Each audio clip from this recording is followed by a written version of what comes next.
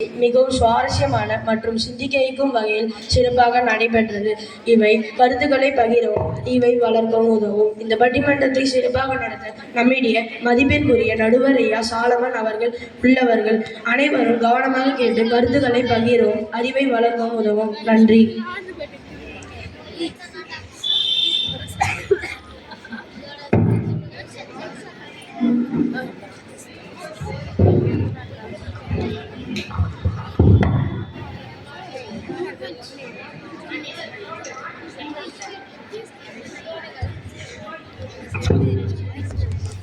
அனைவருக்கும் என் அன்பான வணக்கம்.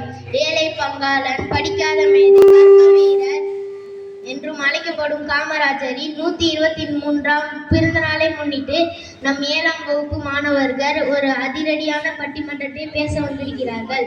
தலைப்பு என்னன்னா, இன்றைய காலகட்டத்தில் கல்வி முக்கியமா இல்லைன்னா செல்வம் முக்கியமா என்ற தலைப்பில் இருந்த பக்கமும் சிங்கக்குட்டி மாதிரி உட்கார்ந்துருக்காங்க.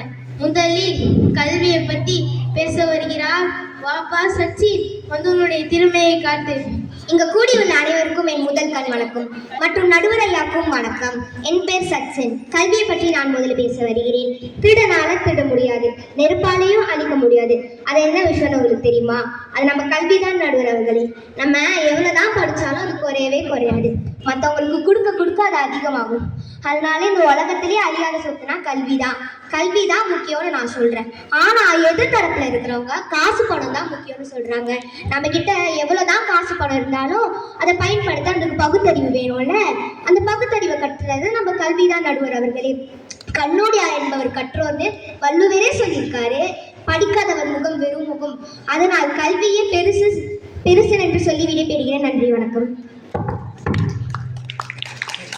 ஆரம்பமே அமர்கலமா ஆரம்பிச்சிருக்காரு கல்வியை சேர்ந்த சச்சி.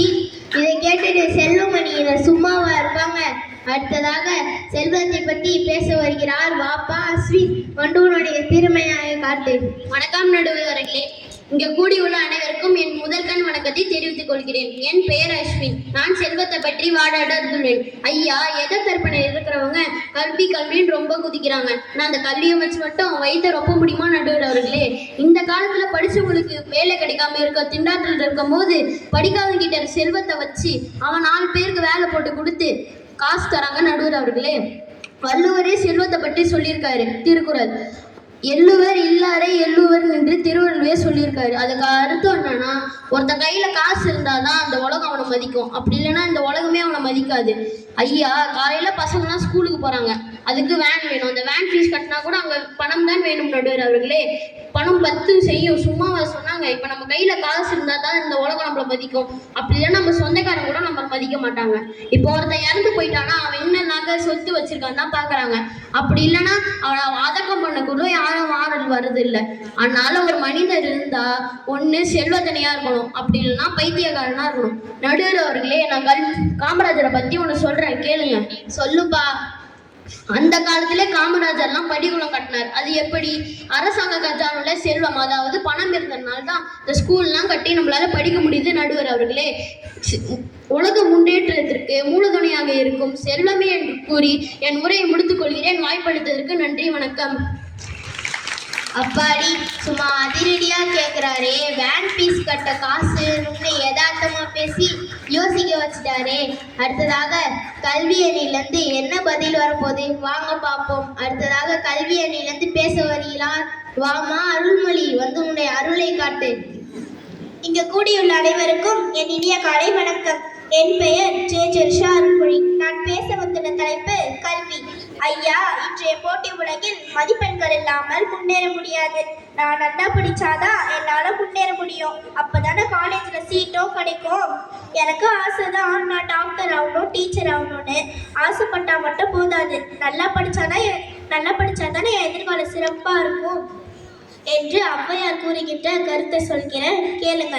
மன்னருக்கு தன் தேசம் வல்லால் சிறப்பில்லை, கற்றோருக்கு சென்ற இடமெல்லாம் சிறப்பு என்று கற்றோரின் பெருமையை இம்மூதுரையில் ஔவையார் குறிப்பிடுகின்றார்.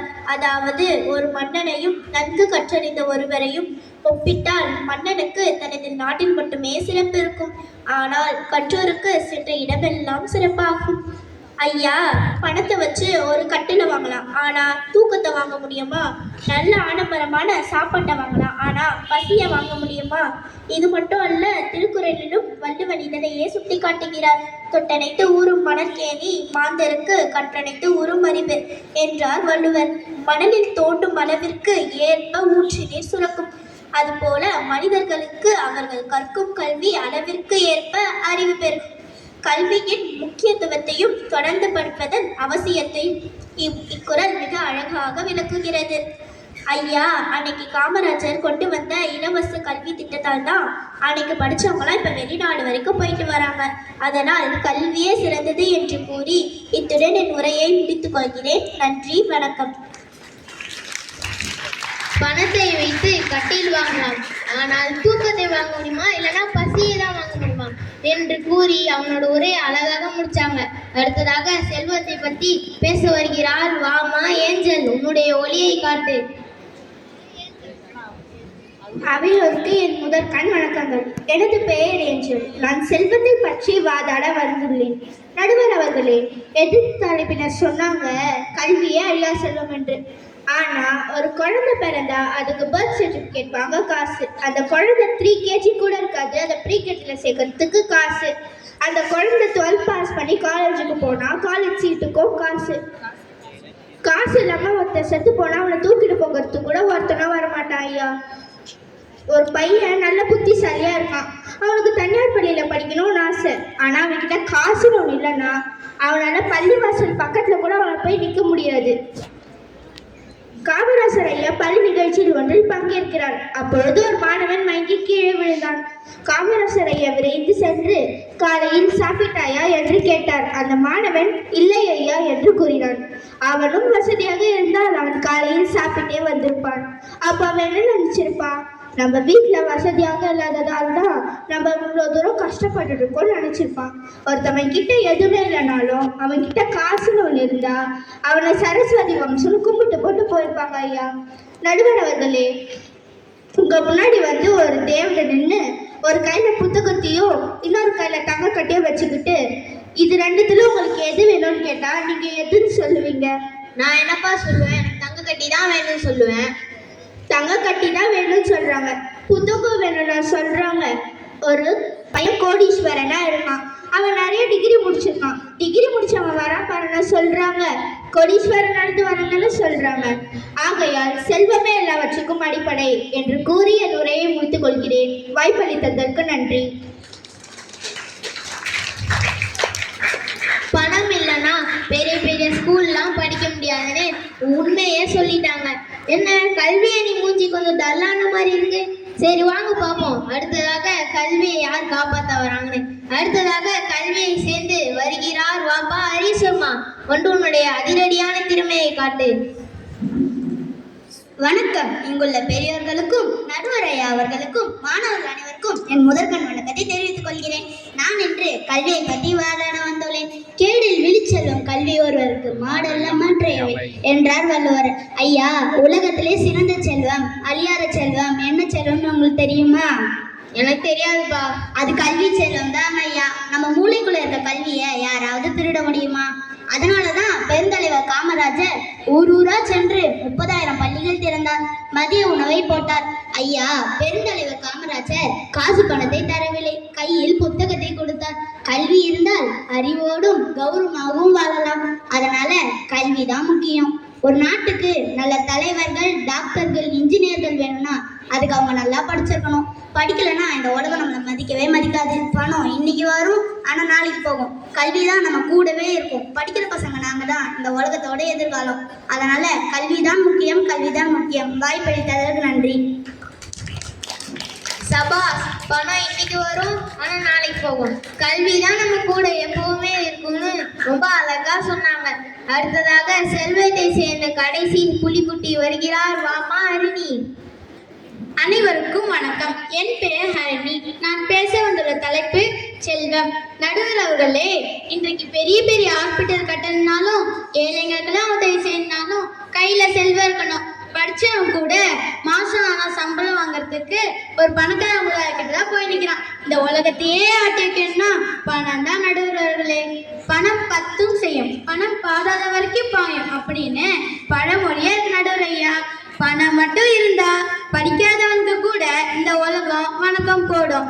கையில காசு இல்லாம போனா வெறும் பேப்பர்ல இருக்க படிப்பு கஞ்சி ஊத்தவா உணவும். இன்னைக்கு காலையில கண் முழிச்சு ராத்திரி தூங்குற வரைக்கும் நமக்கு என்ன தேவைப்படுது? கல்வி தேவையா? பணம் துட்டு அது தேவையா? உடம்பு முடியல, ஹாஸ்பிட்டல் போறோம், எனக்கு ஆப்ரேஷன் பண்ணணும்னு சொன்னாங்கன்னா முதல்ல பணத்தை தான் கட்ட சொல்லுவாங்க. அப்புறம் தான் டாக்டரே வந்து பார்ப்பாங்க. நம்ம காகிதம் எல்லாத்தையும் குப்பையில போடுறோம், ஆனா பணங்கிற காகிதத்தை மட்டும் பீரோல வச்சு பாதுகாக்கிறோம். ஏன்னா அதுவே நிலையான செல்வம் என்று கூறி இத்துடன் என் வாதத்தை நிறைவு செய்கின்றேன். வாய்ப்பளித்ததற்கு நன்றி. நல்ல தீர்ப்பை கூறுங்கள். படிச்சவங்க கூட பணக்கார முதலாளி கிட்ட கை கட்டி தான் நிக்கிறான். அவ்வளவு மதிப்பு இல்லாம போச்சு கல்விக்கு. ஹாஸ்பிட்டல் போனா முதல்ல என்ன கட்ட சொல்லுவாங்க? பணம், காசு, மணி தான் கட்ட சொல்லுவாங்க. நம்ம உயிர் காப்பாத்தினா கூட காசு தான் தேவை. அடுத்து 6 பேரும் சும்மா அதிரடியா பிச்சு உதறிட்டாங்க. பட்டிமன்றமே அமர்க்களமா ஆக்கிட்டாங்க.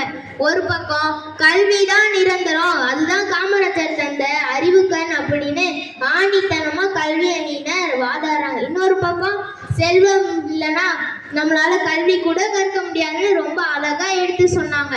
சரி வாங்க இப்ப நம்ம தீர்ப்பை பார்ப்போமா? செல்வம் என்பது மனிதன் வாழ்க்கைக்கு மிக மிக அவசியம்தான்.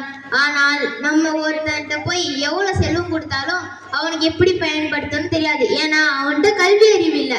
அவன் எப்படி செல்வத்தை சேர்க்கணும்னா பார்ப்பான், எப்படி வீணாக்கணும்னு தான் பார்ப்பான். உதாரணத்துக்கு படிக்காத மேதை காமராஜரே பணத்துக்கு முக்கியத்துவம் கொடுத்தாரு? இல்ல, கல்விக்கு தான் முக்கியத்துவம் கொடுத்தாரு. அதனாலதான் இன்று லட்சக்கணக்கான ஏழை குடும்பங்கள் கஷ்டத்தில் இருந்து மீட்டு செல்வ செழிப்போட வாழ்கிறாங்க. எல்லா மனிதர் வாழ்க்கைக்கும் செல்வம் அவசியமாக இருந்தாலும் மனிதனை மனிதனாக பார்க்கிறதுக்கு கல்விதான் உதவுகிறது என்று கூறி என்னுடைய தீர்ப்பை நிறைவு செய்கிறேன். நன்றி, வணக்கம்.